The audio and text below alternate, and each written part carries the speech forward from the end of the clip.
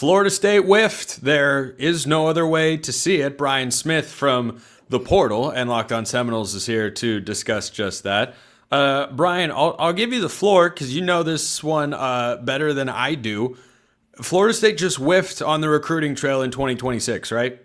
That's the nice way to say it, Spencer. When you have a recruit that's from the same high school as Charlie Ward, and that's 30 or so minutes from Tallahassee, and he commits to Cal, that's a problem. That's a problem, Spencer. That's real. You didn't even get an OV, Spencer. Didn't even get an OV. Do they not think he's a good enough recruit, player, or what? No. This is a kid I knew about. Like when I walked onto the field, I know the coach there. I know their media director. This is an elite program in Georgia. They just won 6A 2 years ago. Everybody recruits that school. Everybody. Got an Ohio State visit lined up and a Clemson visit lined up and a Florida State visit lined up. And he committed to Cal. Okay. We might have slightly buried the lead there. Like, yes, this is a Florida State whiff when you have a guy of this caliber. And just so people are aware, Brian, what's his recruiting ranking? What position does he play? Like, who exactly are we talking about here? Cameron Brooks, defensive lineman, 6'3", 245, natural pass rusher, guy that was coveted as a sophomore, had major offers before he could drive a car. And again, he's from 30 minutes away from your school. He could drive blind and hit his head on a goalpost in Doak Campbell Stadium. And they're losing him to Cal, the same team that's been made fun of in the portal because what they lose 4, 5 transfer portal running backs being like, Cal? And you're Florida State, Cal? Yeah. This is one of the top 20 edges in the country. And yeah. Look, I'm as intrigued as anything that he went to Cal. Like, I've discussed that program extensively in the offseason because it's interesting. You know who the GM at Cal is now, right? No idea. Ron Rivera is the general manager, Cal grad. He is the general manager for football for the Bears. And I have to imagine his paw prints are all, or bear prints perhaps. No, bears have paws, don't they? Yeah? That is technically true. Okay, that's you get what I'm going for. I imagine his paw prints are all over this recruitment because I don't know how else you pull a kid out of Florida State's backyard to go across the country. Now, of course, Florida State and Cal are conference rivals, as we know. Classic ACC matchup that it is from Tallahassee to Berkeley. That's just a trip really across the pond.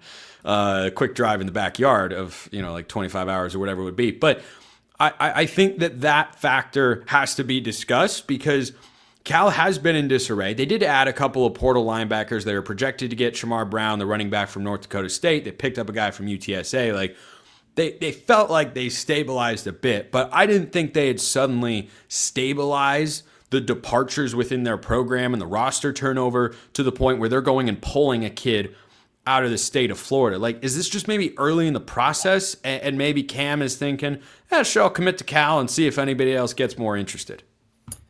I don't think so. From knowing him, he's a pretty basic kid, kind of all shucks.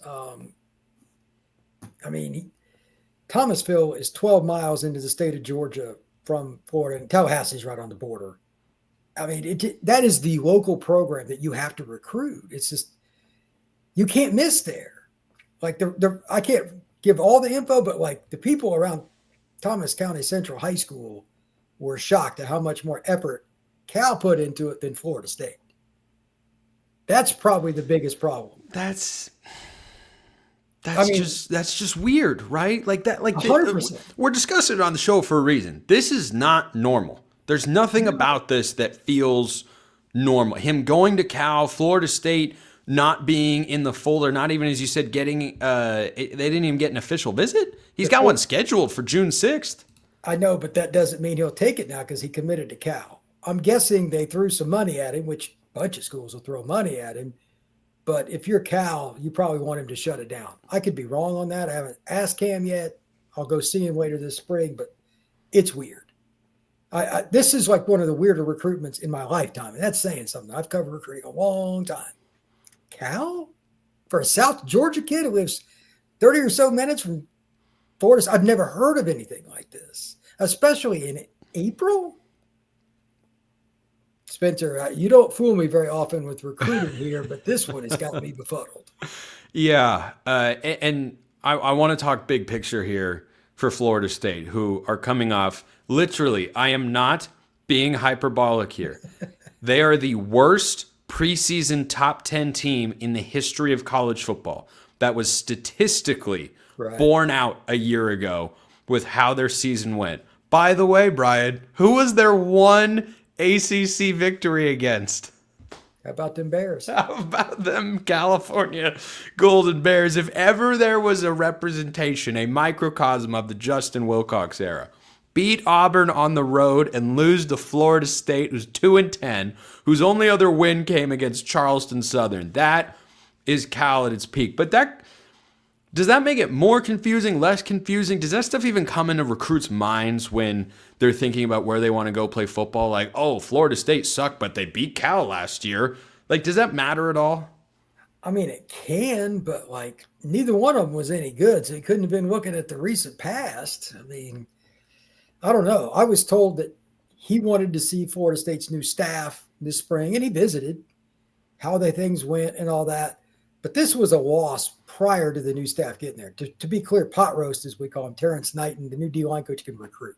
He's a good coach. He's developed well, but he's only had a few months to recruit the kid. It's not enough time, so it's not on him. This is on Norvell from getting the wrong guys to recruit him, not put enough effort in before he switched over his staff, and he was forced to do it. Let's not kid ourselves. He was told to either do this or hit the road. So this is a Norvell problem, again, with recruiting. This is a problem over and over. Here's a key thing. A dead rat could recruit a top 10 class to Florida State. You know how many top 10 classes Mike Norvell's had at Florida State, Spencer? I believe the answer is 0 if you're not factoring in the portal. That is 100% correct. You know why, Spencer? Lazy. He's not a bad guy to be around. Everybody I've ever spoken to said he's a fun guy. So if you're a fun guy, you're at Florida State, and you're still not getting top 10 classes, do you think maximum effort is being put in, Spencer? Well, no, is the answer. And the follow-up is he just too reliant on the portal?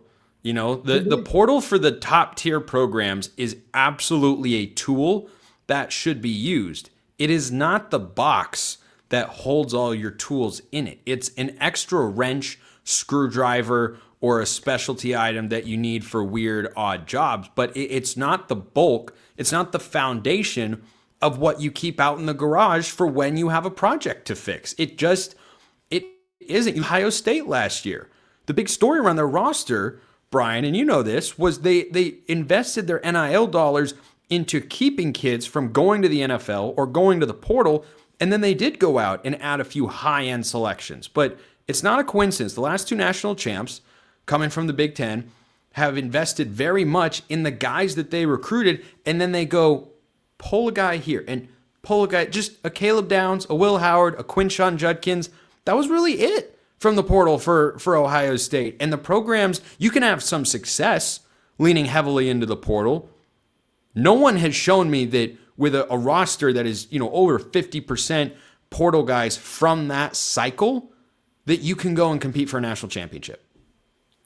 Yeah, you're not going to do that. Like Ole Miss is trying to trend as an example into being much more high school reliant, but they still got a ways to go. They're a team that's on the cusp, but until you recruit, especially linemen, you're not going to get there. Oh, by the way, Cameron Brooks is a defensive lineman, a position that Florida State needs to hit in this class. By the way, he's 30 minutes from Tallahassee. So it's just the same things over and over again. You're not going to get lucky with Jared Verse out of Albany every other year. Like that's one of the biggest fly-by-night. Got to give him credit. They recruited him and got him to come there. And talk about a whiff by the national recruiting infrastructure. Holy smokes. Nobody wanted him out of high school. He's from Dayton, too, a hotbed. Nobody wanted him. So that's just the way. And Ohio State just said, no thanks. Nobody offered him. Nobody did.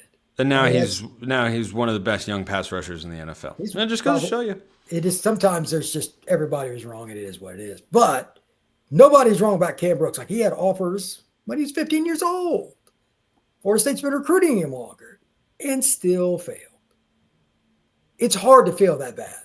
I mean, it really is. Well, we'll see if they're able to flip it around because I'm with you. The fact that he didn't even I still can't go over the fact that he went to Cal. Like Georgia didn't want him. Georgia offered him, didn't they? Yeah, I mean that's one of the other school. Like, you know what I mean? Like his list of offers is pretty extensive. Yeah, we'll call it the Ron Rivera effect. Why don't we call it that? And we'll just leave it there. The Ron Rivera effect. I blew Brian's mind with that tidbit. You see how much sicko information I retain